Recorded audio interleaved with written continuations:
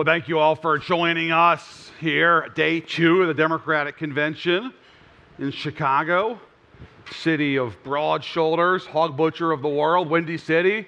What else you got? Well, I mean, best pizza in the world. Here we go. Here we go. Yeah, we can start going down the list. Wiener Circle for a hot dog.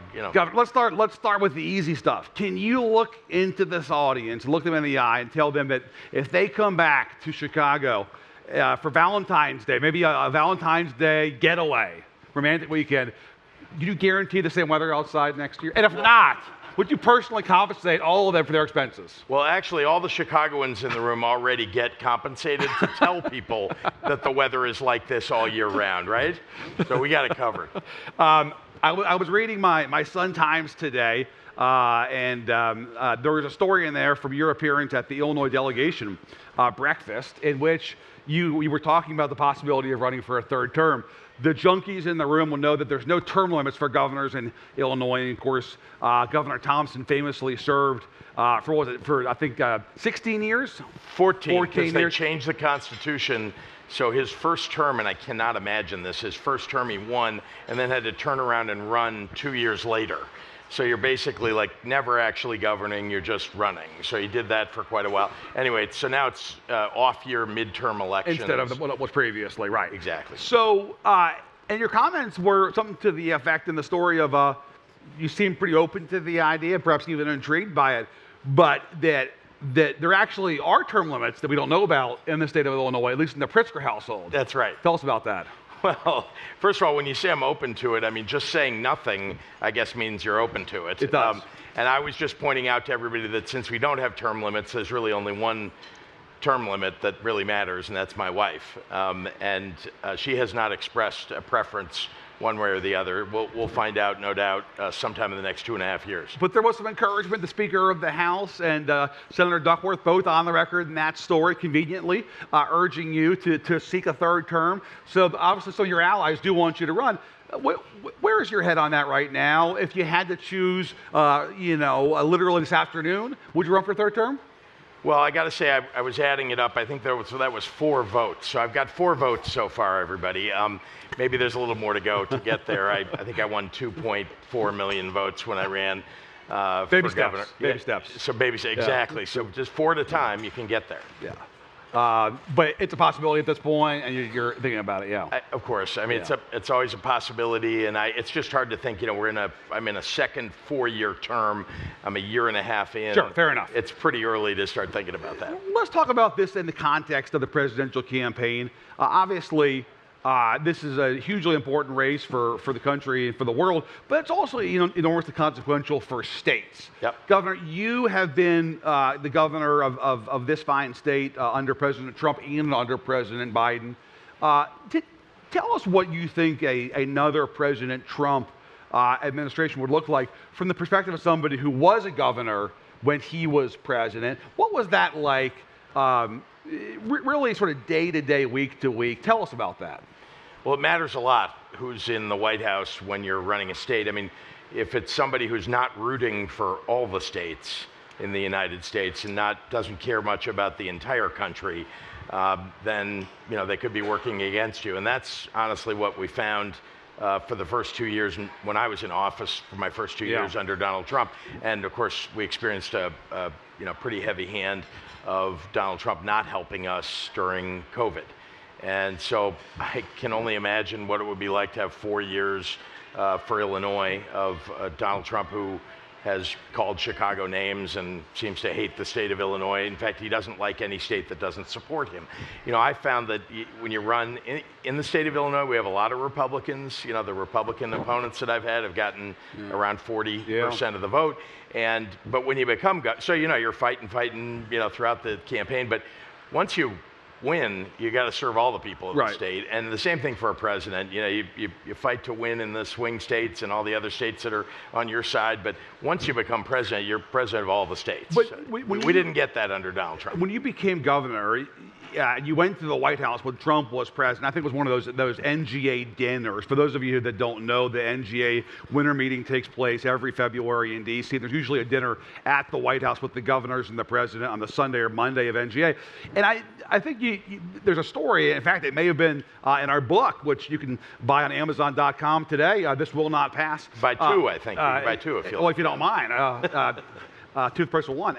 Where he was intrigued by you, and like, I guess because he knew that you were a wealthy executive, and Trump is sort of curious about wealthy executives, and he sat you, I think, at his table or something like that, right? Not quite. So he does have an annual at the NGA conference. He invites all the governors to the White House for a black tie dinner. Yes. I did not go. This is 2019. I did not go. But I was at the White House when I became a governor-elect. Okay. He invited all of the Democrats and Republicans, and this is 18, yeah. Yeah, 2018, about December. Okay. And so Gretchen Whitmer and Brad Little, and you could go down to Tim Walz. Ron DeSantis, Tim Walz. it was everybody, Democrats and Republicans. Sure.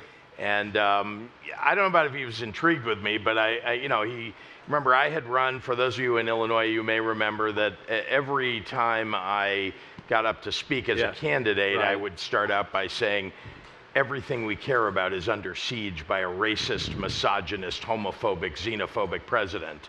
That was the beginning but besides that, every stump speech. So you can imagine, I thought, going to the Trump White House for the first time. He would know that context. Well, and I just thought, either he's not going to talk to me, he's not going to look at me, I'm not going to have a great interaction. Right. But I had to go because he's the president of the United States. Right.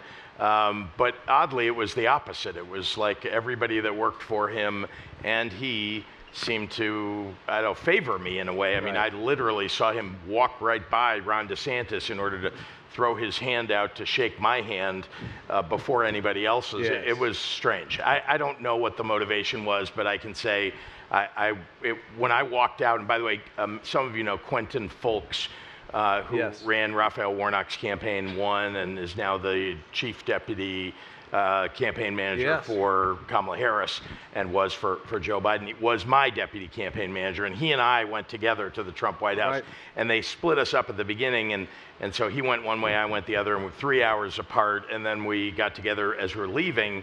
And frankly, I thought the whole thing was strange. The experience that I had had, where people are treating me, Kellyanne Conway is being nice to me and telling me, what a great job I'm doing in the state of Illinois, or that I will do in the state of Illinois.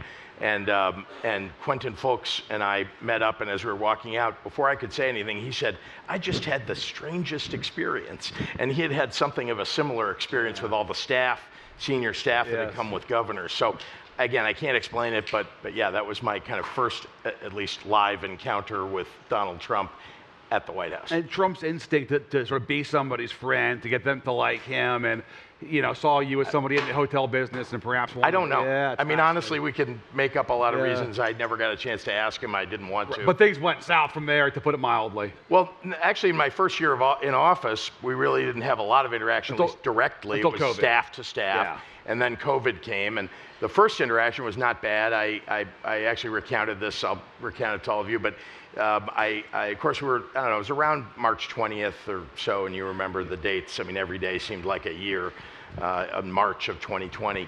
But I had not called to talk directly to the president since becoming governor, and there I was, picked up the phone, actually wrote myself a script so that I would make sure to stay on script with the president, because I have some things I'd like to say to him that just come naturally, and they're probably not good things to say when you're asking for something. Right. So I called him up, and I asked him for 2 million N95 masks, and I asked him for 4,000 ventilators, and I complimented him during the conversation. Which helps. I thought, well, with Donald Trump, that's apparently de rigueur. The president mission, Yeah, and so anyway, and he said, we'll get right on that, see what we can do for you. And then about a half hour later, Peter Navarro called me. I didn't know who Peter Navarro was at the time, other than I'd maybe read his name somewhere. And he said, the president says I should help you out. What do you need? And I told him, and he said, well, I think we can get that for you from our private stockpile. I hope all of you are shocked hearing that, because private stockpile in a national emergency shouldn't exist. Premium from content, the White House, right, anyway. yeah, and right. so, but I didn't, at that point, I didn't care where it was coming from. I just needed it for the people of Illinois. So I said, great, how fast can you get it here? And he said, we can do it in Trump time. Yeah, and I said, that sounds really fast. How fast is that? And he said, we can get it to you by this weekend. And that was, I don't know, about Tuesday or Wednesday. Yeah. And he did, you know, he said, you know, we'll get it right to you. So, and then he said, I'll send it to you, but, you know, I need you to go on a Sunday program and extol the virtues of the president, you know, since we're going to deliver these things for you. And again, at that point, we have people dying or getting sick. Right. And you know, so I'm sure, of course, you know, if you send us what we need, I'll make sure everybody knows. So it's Chicago. You kind of understood that language, right? So I mean, we could say things, you know, if the U.S. attorney's listening, nothing untoward happens. Exactly. Anyway, I don't know exactly what day the stuff arrived, but it didn't. You know, it was a few days. We had a couple of crates arrived with things in them, and my team opened up the crates, and there were 400 broken BiPAP machines. So there are no ventilators. Right. Broken machines arrived, BiPAPs, which are not ventilators. And then we got 200,000. So I mean, I don't know, they missed a zero on both of those orders, but you know, 200,000 surgical masks, not N95 masks. And you remember, at least at the beginning of COVID, we didn't know, you know, what type of mask would work, but N95s were the ones that were recommended. So all that stuff arrived, and not what we asked for. And I did go on a Sunday program, and I told them exactly what happened. It was like the Trump stakes of personal protective gear. Indeed, yeah. Trump University and all the other, I think there were things caught up in that 34-count fraud conviction, maybe that seemed related to this. But no, anyway, that was, as you can imagine, from that moment on, and it wasn't just me. I mean, all the governors that asked for things, maybe with the exception of Andrew Cuomo, who got a ship, you may recall. But we didn't get much of anything from the White House. And let's talk about your relationship with President Biden, and specifically the reason that we're sitting here right now, and the fact that this convention is taking place in Chicago, because this was an interesting backstory. Jonathan Weisman, my friend and the former colleague of the New York Times, wrote a good story this week that mentioned some of this. But talk about this dynamic where you had Mayor Lightfoot, and then obviously replaced by Mayor Johnson, yourself. I don't want to be indelicate here, but obviously at times not a great relationship there. But you still navigated this thing and landed this convention. Somebody told me that every time you saw Biden, no matter where you were, and like no matter the context, he could say, "How's the weather, Governor?" And you would say, "You know, the weather's really good in Chicago in August of 2024." But you were relentless on this and almost shameless. Is that fair to say? I don't know about shameless, but I was relentless. There's no doubt about that. You know, listen, I'm a competitor, and we were competing against some great cities, Houston, Atlanta, New York. Yes. Actually, there were a number of others, but those ended up being the finalists, and then against Atlanta, one-on-one. And did Biden ever say, "All right, JB, enough, man, put a sock in it"? No, but every time, after about the second or third time, he started getting the gist of it. And so when I would throw my hand out and say, you know, "Welcome, Mr. President," or "It's great to see you, Mr. President," and I would start to say what I had said the few times before, which is, "You're going to have the convention in Chicago, right?" That, you know, after the third or fourth time, he's like, I know, I hear you. He would stop you. Yeah, he would stop you. Exactly. So, so we had, look, he's a terrific human being and just a great man. And so you can have a conversation with him. He was non-committal every time until the final call that we got about the convention. But I know that, you know, that we have a chance to win Georgia. Yeah. And so Atlanta, you know, could make sense. Sure. But I would remind the president and more often the technical staff of the DNC and people at the White House that, you know, in Georgia, they don't protect reproductive freedom. And they actually have a law that says that you can wear a gun into any building. They can't stop you, even if they put sticker, or a sign up front saying we don't want people carrying guns. And I felt like that's not a representative of the Biden White House right and the beliefs of Democrats. And then they got a Republican governor. Right. And then, honestly, another and it's hot as big hell problem down there. is it's an anti-union state. It's right to work state, right? So it just, it didn't make sense to me that you would have a Democratic convention there.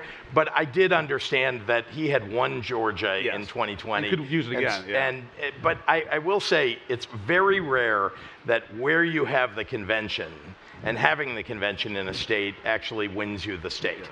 It has, I think, very little to do with whether you win the state. And you can all see, we've had a lot of great local press who are covering the convention, but it's national press that are really, dominate at these things. And it's a 4-day event, and after that, the impact on the election in your state is kind of lost to the national press. But note to future competitors, perhaps 28 or 32. You dropped a lot of oppo on Atlanta, and I didn't drop any oppo. Okay. Those are all facts. All right, not oppo. Just the facts. Just the facts. But note to 2028 and 2032. I know I'm going to get press about this when I say it, but please do. That when I looked back to see all the Democratic conventions that have taken place in Chicago, I did not know that 3 of the 4 conventions that Franklin Roosevelt was nominated at were in Chicago, and that both of Adlai Stevens's nominations occurred in Chicago, and those were all back-to-back conventions. So I know their local press here, and they're going to say, we're bidding on 2028 already. But it has happened. It hasn't happened in recent history that back-to-back in one city has occurred, but it could. And you want to. As you all can see, Chicago's a great city to have a convention. You want to do it again here in 28? It's great for us. I want to bring every convention I possibly can to the city of Chicago and to the state of Illinois. So would love to have the convention again, but no, we aren't starting a bidding process You just did, Gov, too late. Sorry, man. It's underway. How much can Pritzker spend? All right, here we go. In more recent news, speaking of news, Vice President Harris vetted you for Vice President herself. Obviously went in a different direction. Tell us your reaction when you first got word of that. Were you surprised? Were you pumped? Were you flattered? Were you competitive, like you said a minute ago? Like, I got to get this thing. Like, what was your first reaction? Well, it's not something I think you could be competitive about, because there's not a lot you could do other than answer a lot of questions that you're being asked by the vetting team. So I'm not sure about the competitive part of it, but listen, it's amazingly flattering to get a call from the leader of your party, or the person who's going to be the nominee of your party, saying, I might like to partner with you in winning the next election. And so starting off with just that feeling of, and then I will express to you, my family came here with nothing 3 generations ago. My great-grandfather arrived here with nothing. And so the idea that 3 generations later that one of us is being asked to be considered for something like this is pretty amazing and flattering. So that's like the initial thought. And then, of course, you dive into this vetting process, which is intense, and it was brief. Many of you know that Tammy Duckworth was considered for vice president back in 2020. And so I called her at some point and said, what do I have to expect in this process? And she, basically said, prepare for a colonoscopy. But hers was, in a normal year, and I'm not sure 2020 was a totally normal year, but in a normal year, these things last 6 months. Right. This is like 10 days, right? It was basically like around 10 days. And they needed everything. It was like if you took a day and a half to come up with, I couldn't remember where I lived right after I graduated from college. Wow. Do any of you? I like the address. Right. Just things like that. And I know you can sort of figure that out maybe, but I'm not sure what shoebox that's in. And so you got to go find all that stuff. And in a 10-day process, they're like, you're late already when they ask you for it. So we worked very hard to get the information. And Meanwhile, the people certainly said to me, like, do you actually want to be vice president of the United, it's just, when you get the call and you start in the process, you don't really think about that. It's like, well, what's that job going to be like? And, if you actually got the job. Because, again, I'm a competitive person, and so being part of it, it wasn't being the part of the process that had my competitive juices going. It was helping to lead the effort to beat Donald Trump, which is motivating for me. And how about the job itself? Well, that's the thing. So, that's what a 3-month, at the time they were doing is 3-month job to beat Donald Trump, and then it's a 4-year job as vice president. So, I didn't, honestly, the sense is that you want to do the best you can for your party, for your party's leader. And so that's kind of how I went through the process. But you weren't jazzed about the idea of being VP for 4 years. It was the beating Trump part that you liked. I think everybody from Chicago, from Illinois can tell you that, and I say it over and over because I mean it, I really love the job that I have now. And so, being number one in this state, or, having the ability to move the ball in a major way, and I think we have in the last 5.5 years, is a motivating thing. And I don't know, as vice president, if you can do that. I know you're advising the president. I know you've got duties as a part of a team. But again, I'm not suggesting it's not an unbelievably great job. It may be. I didn't have enough conversations with people who had been vice president to really evaluate everything about it, compared to being governor of Illinois. But I do love the job I have. But so I'm not upset that I get to stay where I am. Fair to say, though, at first blush at least, you were more intrigued by the idea of 2 months beating Donald Trump than you were 4 years of being vice president. The immediate thought was, because I really do believe that Donald Trump is a threat to our nation. And that part got you fired up, not the 4 years of VP part. Again, I'm not dissing the 4 years. I'm just suggesting to you that the immediate thought is being able to lead an effort to go after Donald Trump, and J.D. Vance seemed intriguing. Again, I am certain that there are a lot of great things about being vice president, although adding to your protective detail, being scrutinized every minute of the day when you walk out your door. And I get a lot, some of that occurs now. Yes. I can't, easily go on a walk with my daughter and our dog, to Lincoln Park, which is near where we live, because I need executive protection unit. And that's uncomfortable, you can imagine, for my daughter. Just a guy, I just want to spend time with my dad, and you're going to have people around. By the way, our ISP troopers are amazing, and they do a great job of giving us privacy while also protecting us. I'm just saying, I can only imagine vice president, it's got to be like 10 times that. And you're going to like funerals of foreign leaders on 14-hour flights that you didn't even know, and having to give a eulogy that. That's your summation of being vice president. Well, that's part of the job, Gov. Hey, but let's talk about the top job for a minute, because there was intense speculation in that near month that Biden was sort of considering, as Nancy Pelosi famously put it, he had not made his final decision, and she was waiting to hear from that. That you could get into the race yourself if Biden did eventually drop out. You chose not to get into the race when Biden did, in fact, drop out. Tell us how seriously you thought about that possibility. I did not. It wasn't like I made a choice not to get into a race. First of all, the fact is that, again, completely flattering that people have talked about me in the context of being a candidate for president, not something I imagined when I ran for governor or even being governor for a while. My view has been, I'm governor of Illinois, and I really, like I said, I really like the job an awful lot. So I haven't really contemplated it's so far away. 2024 wasn't on the horizon as a time when one would run for president, and I wasn't thinking about running for president. But for a month it was, though, Gov. Well, you say that, but the fact is that Joe Biden is the leader of our party. He's the president of the United States, and he was running for re-election, and I had hoped he would run for re-election, and I was working to get him re-elected. So the idea that there's some sort of we're plotting in the background, not occurring. And when the moment did come, you literally had hours, right? It was But again, it wasn't an hours where you're contemplating whether you're running or not. It was more hours like, what is going to happen now? Because we have, I mean, the Democratic Party has a very deep bench. If you don't believe that, I can go through the list of great governors and senators. That's why Biden spoke last night, like 2 in the morning, because they're all speaking. You know? and I got to say, I mean, we could mention, yeah, it is too soon for that. But you know, we have really great people. I mean, and Josh Shapiro and Tim Walz are just 2 great examples. So you know, the idea that there's some jockeying and whatever. Remember that it was perfect what Biden did. He stepped aside.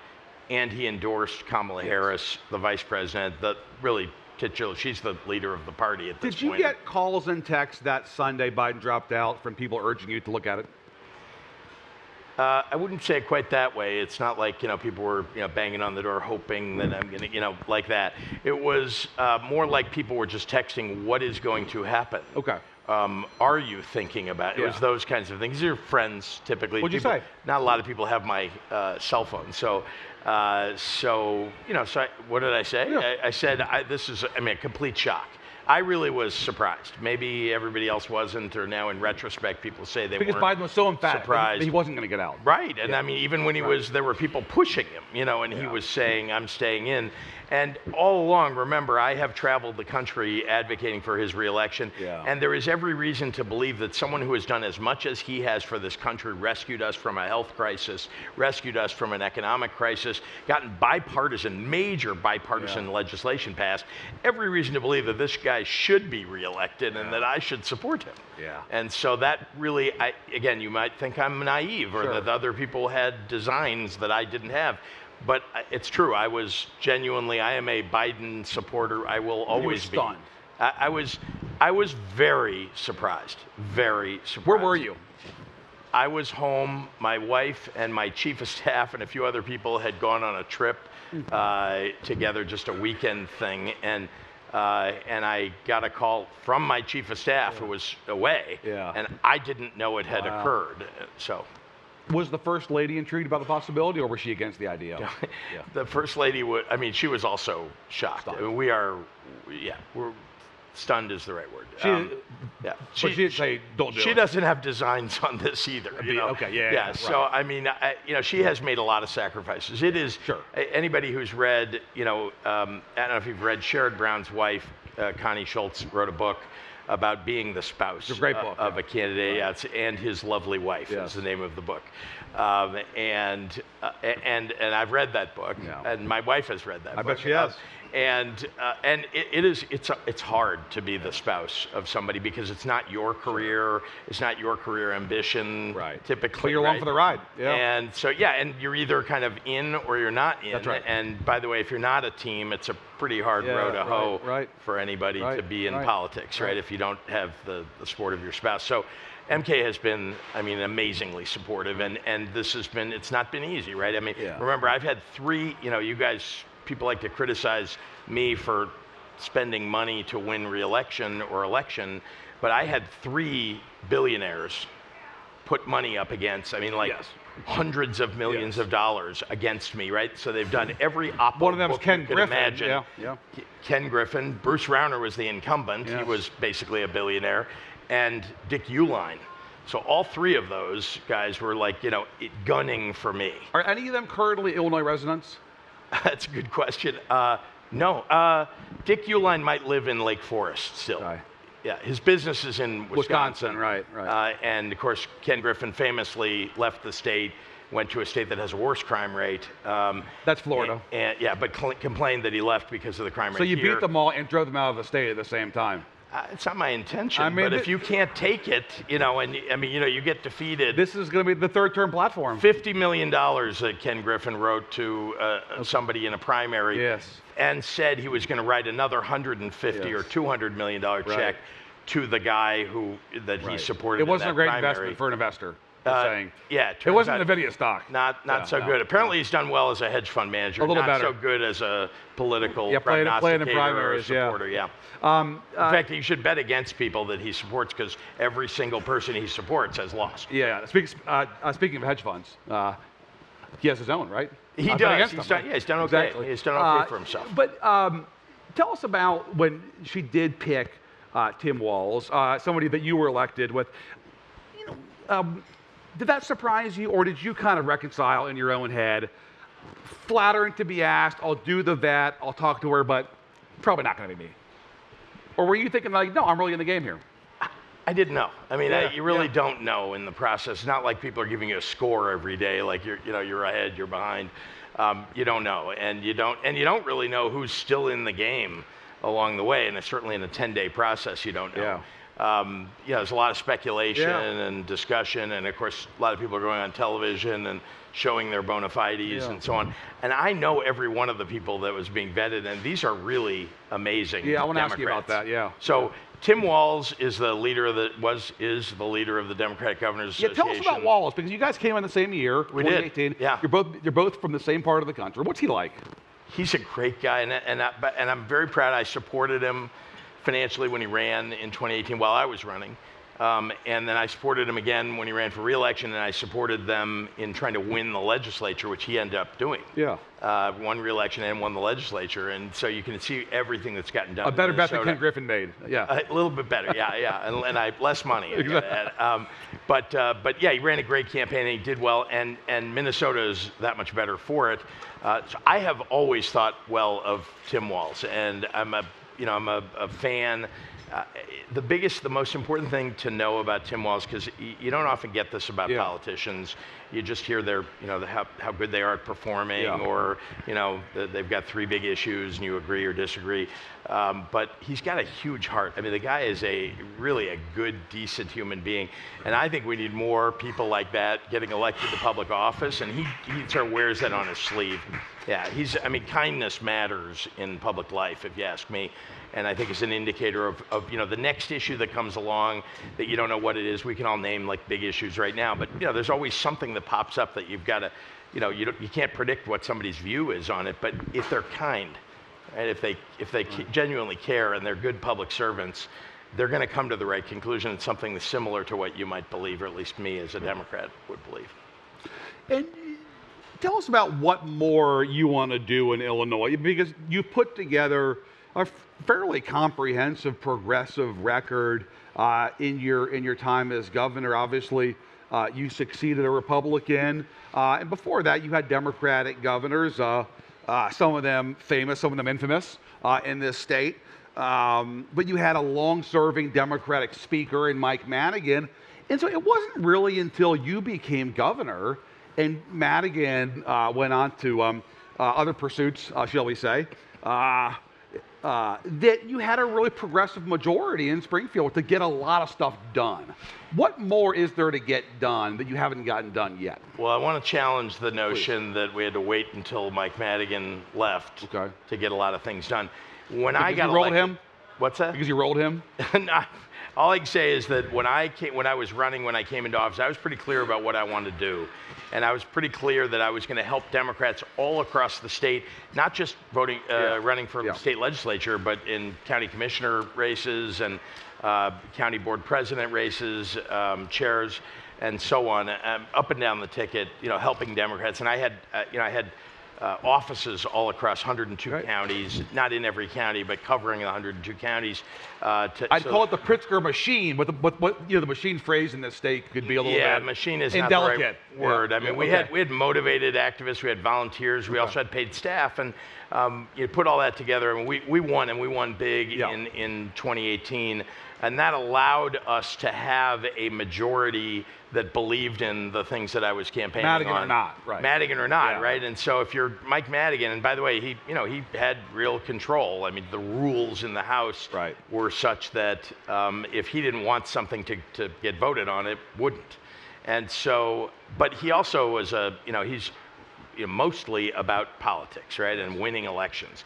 And I think what he saw was that the things that I was campaigning on, I mean, the polling data, the support that I got, I think it was pretty convincing for anybody, and certainly somebody who's politically motivated, to see that supporting the agenda that I put up there was going to be good for Democrats. And that, I think, above all, not so much the ideology or the individual issues, but that, above all, I think is something that moved him. And so you saw, like, this is a guy who could not have ever imagined. And you had clout. You had clout. Well, you couldn't And have you saw imagined that. the guy, Reproductive Health Act, Yeah. the legalization of cannabis. It's not, nobody could have imagined that Mike Madigan would go along with that, but he did, in part because when I ran, we won the supermajority in the state legislature, in part because of the kind of campaign that we ran. So what's left? Well, there's a lot. If you haven't lived here in Illinois, and I don't think you have, No. then you may not pay attention to the fact that we had decades of financial mismanagement in the state, decades of challenge with the pensions, with school funding, and so on, and it's had real lasting impact, negative impact on the state. And so, for over the last 6 years, we've been steadily dealing with that. Yeah. And it's been good. I mean, we've balanced the budget, and we've paid a lot of debt down, almost more than $11 billion at this point of debt. We've reduced the impact of the pension liability. Yeah, right. For people, and so and those are just a few things I'm mentioning, but there's just long-term fiscal health. Long-term fiscal health, and to be clear, these are not things that, probably when I'm done, even if you said Still will be done. Pritzker serves a third term, right? You still have a lot of work to do, and I just one thing to put in everybody's mind that the school funding issue is a massive issue because people talk about the high property taxes in the state of Illinois, which is a huge problem, right? We can manage everything else, but high property taxes, it's a local issue, but it's a schools issue. 70% of your property tax bill that comes in the mail is your local schools.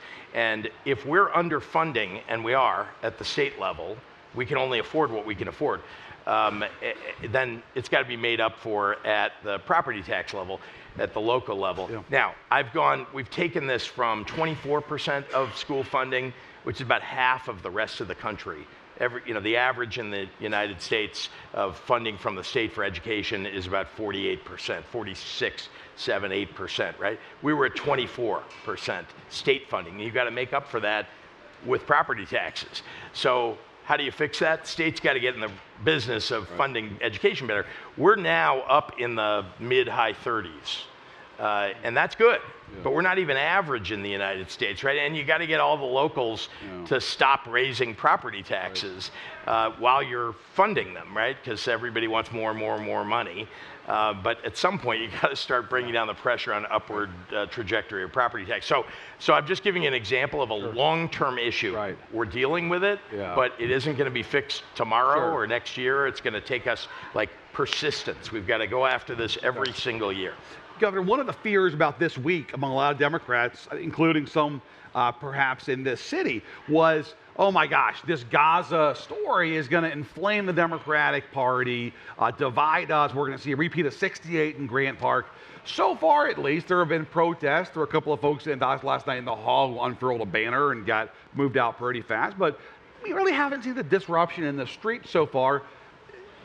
Tell us why you think that, at least so far, that dog hasn't barked, and are you confident that it's going to be a peaceful rest of the week and we're not going to see any kind of violence here or even disruptions the rest of the week? Well, I want to remind you that Cook County has the largest Palestinian-American population of any county in the United States. And we have had protests in Cook County and in Chicago since October of last year, and mostly they have been peaceful. I mean, sometimes they are somewhat disruptive, they're blocking traffic or something else, but they are mostly peaceful. And there are mostly responsible people who are engaged in these protests. And so from a perspective of, will there be a problem, at least in terms of what we've seen in Chicago, I'm not saying we don't anticipate or worry about there being a problem because people are coming from outside of Cook County and all over the country to protest. But I have to say, I mean, there's a lot of planning that's gone in, a lot of planning. We have not a new, but an experienced superintendent of police in Chicago who is relatively newly made the superintendent, a year and a quarter, a year and a half. And I have trusted him. A competent guy, I think he's a hyper-competent person, and he's got the faith of a lot of the line officers, frontline officers. Which is helpful, And that is helpful. And so I think that you know, I want to remind everybody, we got every level of law enforcement here, and law enforcement from surrounding states and surrounding communities here in Illinois helping. Right. And you saw yesterday that, you know, when there's that one fence breach that occurred, I mean, they took care of that, you know, pretty fast. There was not violence that occurred. There were some arrests because there were people breaking the law, but I thought it was handled very well, and it should be an indicator to people that this can be done the right way, and it is being done the right way. Governor, last question for you. If the vice president doesn't win this fall, and I know you're going to work hard to get her elected, or even if she does win and she can serve out 2 terms, are you interested one day in running for president yourself when you have more time to think about it than the 6 hours on a Sunday afternoon? So you're giving me the next minute and a half to 10 seconds, actually. Decision about that. Okay. 5 now. Yeah, done now. Okay. Right? No, that is not something that I've been thinking about, honestly, and I can't even, I mean, I cannot think past November 5th. We have got to win because Donald Trump is, I mean, detrimental to the future of the country, and I'm going to do everything I can. I've got to obviously do my job as governor, but everything else, you know, that every bit of time that I have that I can help, I'm going to help. If he does win, though, the blue states are going to be a bulwark against him the same way that they were when he won the first time around. I mean, there was really a sort of de facto coalition of blue state governors who had worked in tandem. That's going to happen again, right? Yeah, but remember, we're also going to be defending ourselves against the onslaught of the federal government by a guy who's probably seeking retribution against people that didn't support him. And it's not just governors, it's just, you know, he hates Illinois and he disses Illinois all the time because there's no chance that we're going to elect Donald Trump here. And he will do that about any state that will have voted against him that he doesn't think he needs. And he doesn't, because this will be, if he did get elected, it would be his last term. The danger is so high that I just have to think about, I'm going to be fighting like heck.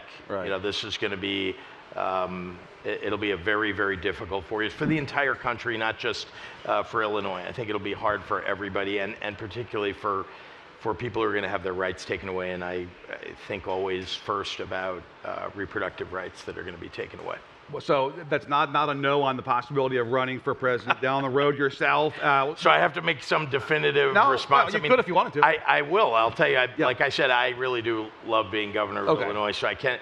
It is hard for me to imagine doing something else. We'll end on a happy, positive, optimistic note, if you like. What's the most important thing Kamala Harris could do between now and the next 78 days to win this election? You've won twice in a state that, yes, is very blue, but you know, this state is not just Chicago. You've campaigned all over this state, a lot of rural places, a lot of smaller cities. What's the most important thing she could do to prevail in the Great Lakes states, Wisconsin, Michigan, Pennsylvania? Well, I think you got to start with James Carville line, of course, the economy's stupid, and so she's got to focus on affordability. She's got to focus on the kitchen table issues that really matter to everyday folks, right? I mean, being able to send your kid to college or community college, or being able to afford your own retirement, getting a better wage. Those are all things that really matter to people every single day. So that's number one. Number two, the freedoms that I think everybody understands are going to be taken away if he becomes president. And if they don't understand, we've got to articulate that. She's got to articulate that. So I think those are at least two of, there are probably 3 or 4. But I do not think this election is about 100,000 pages of white paper on every issue you could imagine. And we've seen that before in campaigns. It doesn't work. The American people want to hear that you are addressing the 3 or 4 things that really matter in their everyday lives. And she's doing a good job of addressing those. Should she be open to breaking with President Biden on some issues? Well, I think it's always the case that, you know, 2 people, I'm sorry, but even, you know, Democrats who believe in trade, right, they're always going to have some things that you don't agree about. But being vice president, I think, means, you know, you're on the team with the president, right? And so you're not going to go stand up and, you know, separately announce that you have a disagreement with the president about something while they're in office or while they're, you know, while you're on the same team. I think that now that she is the leader of the Democratic Party and the Democratic ticket, there are going to be things that she can, you know, say that she may not have been able to say as vice president. So like what? I don't know what those are going to be. Like Gaza, perhaps? I don't know what those are going to be, honestly, and I haven't seen a lot of daylight between them. on that issue. I know that she believes in the security and sanctity and independence of the State of Israel. Yeah.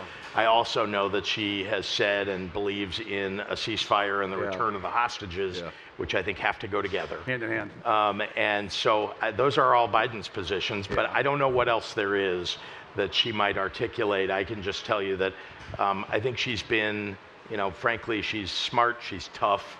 I think people, this idea that like a woman can't be tough and strong as a candidate because she'll be considered, I don't know, inappropriate or whatever, is gone. I do. I think that most of the public wants a president that is tough and strong. And it doesn't matter what gender they are. And she is, I think, tough and strong, and she demonstrates that every day. I think she's got charisma, and I think she is demonstrating that people across the country in rural areas too, where we think Democrats couldn't do well, are attracted to the kind of leadership that she's going to provide.